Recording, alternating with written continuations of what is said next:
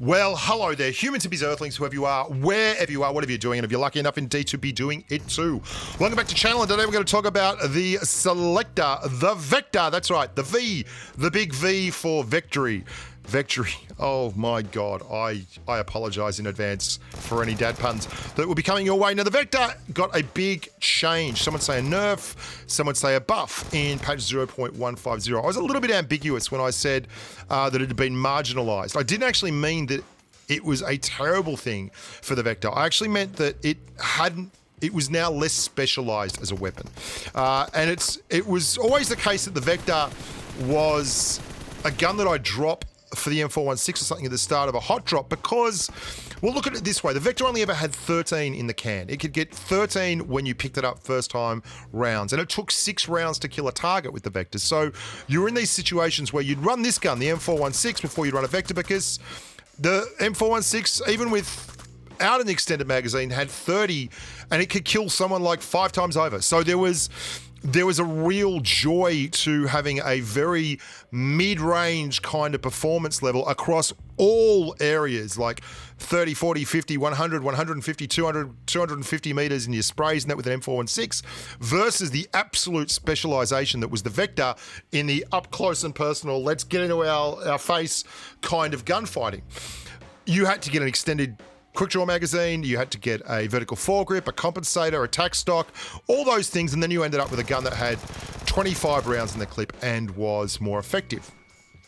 Cut to patch 0.150, where PUBG Mobile has turned the world upside down. It's topsy-turvy now. The Vector's starting off with 19 rounds in their clip. Now, it's paid for that with a variety of changes, and one of them is obviously a nerf. The rate of fire that I've tracked for a long time now has gone down from 0.061 to reverse that. It's gone up from 0.058 all the way to the top of the range at 0.061.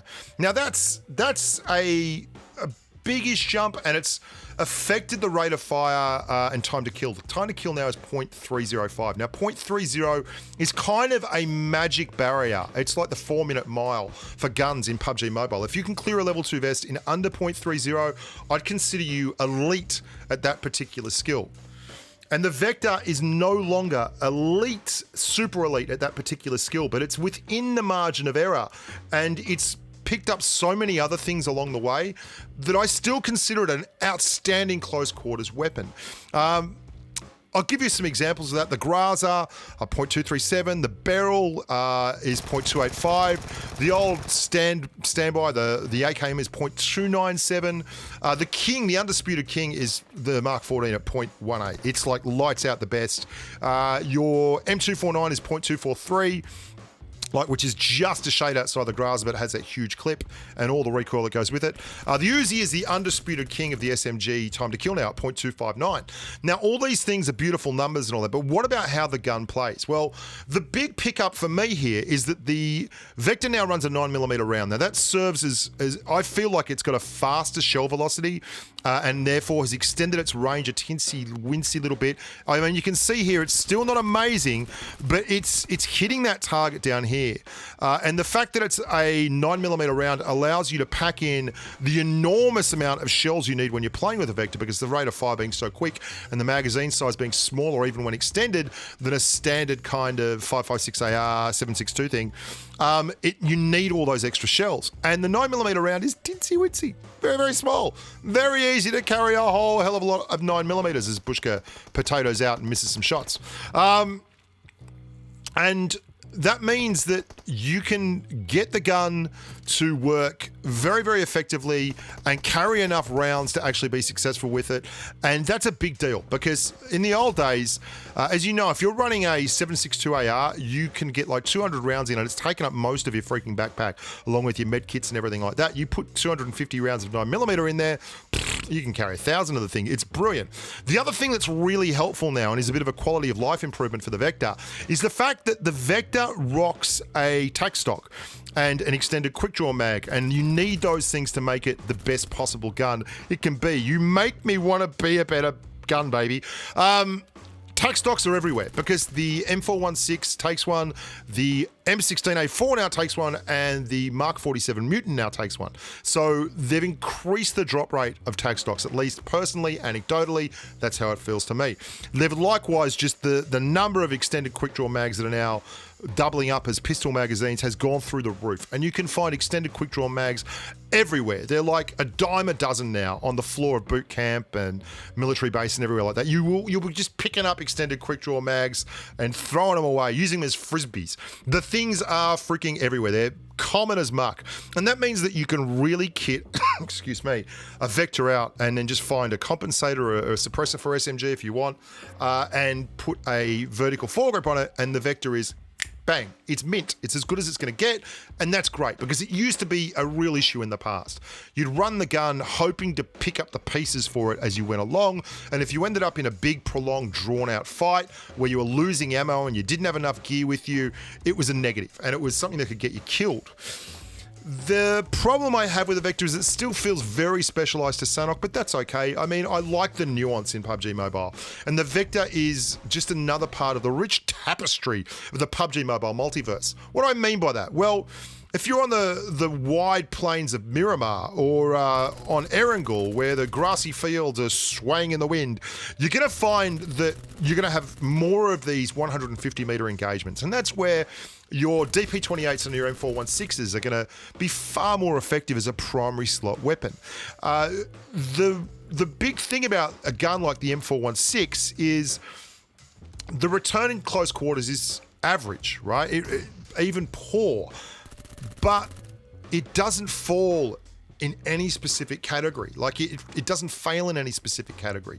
It's got a very high floor and a low ceiling. So although it might not be the fastest time to kill, like it's 0.38 as a time to kill on a level 2 vest, it is easily the best of the guns that I'm talking about. It's spraying at 150 meters. And the same with the G36C. Like G36C is godlike in its spraying ability, way better than the M4, even better than the AUG A4. And that means that when you've got options like that, you can just run a bolt action in the second slot, or even a Mark 14 or an SKS or an AWM, and it gives you the coverage on all these different areas, right? And then you can engage in the way that you want to across a far wider and more effective playing field.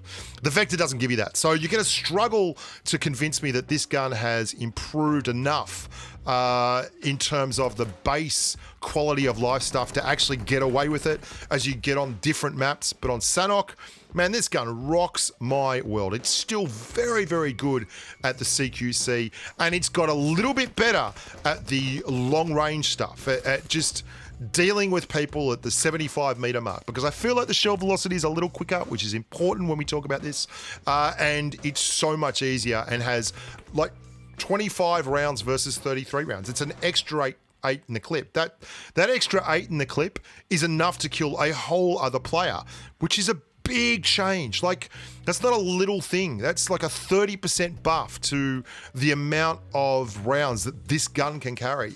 And imagine if they suddenly just gave an M416 a 50-round magazine. Everyone would be like, cock a hoop, this is amazing. Well, they did do exactly that to the Vector, but no one's really yelling and screaming about it. And I think they should, because if you play Sanok, you're going to realize that this gun can be super effective on these broken terrain, rocks, boot camp, Paradise Resort, trees, mountains. Everything is absolutely bloody everywhere. And that means that you can get away with a lot more with a gun like the Vector, where you get to engineer close quarters engagements. I hope you guys have enjoyed that. I'm going to be doing, and this is important news, so pay attention here. I'm doing a webpage, right? thebushka.com, which is going to feature all this info, like guns in easy to look graphs. I'm doing a top 10 guns of PUBG Mobile. I'm going to publish that as a video here on the channel, so stick around, subscribe, and do all that kind of stuff. And on top of that, as well as the guns of PUBG Mobile, I'm going to keep that as a rating system up on my website. I'm going to also include all this info that you want to find out about as it pops to hand, and updates for different patches. And that's going to be on the website as well. So keep an eye out for that, thebushka.com. It's coming soon. And yeah, apart from that, just look after yourself. Stay safe in the battlefield. Be nice to each other.